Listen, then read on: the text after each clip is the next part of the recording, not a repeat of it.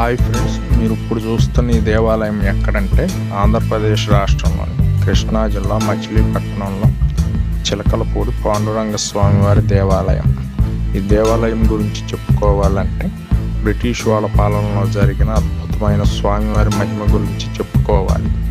బొబ్బిలి గ్రామానికి చెందిన నరసింహం అనే స్వామివారి భక్తుడు వ్యాపారం నిమిత్తం మచిలీపట్నానికి వస్తుండేవాడు.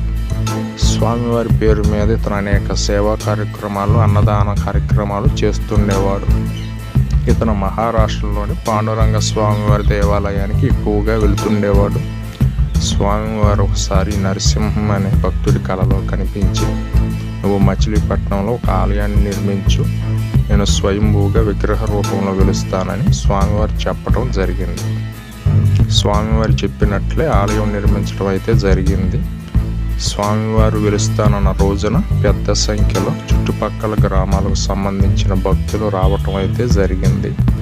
ఈ విషయం బ్రిటిష్ అధికారులకు కూడా తెలిసి, అదేలా సాధ్యం, స్వామివారు ఎలా వెలుస్తారో చూద్దామని ఆ బ్రిటిష్ అధికారులు గర్భగుడిని బాగా పరిశీలించి ఆ గర్భగుడి తలుపులు మూయటం జరిగింది.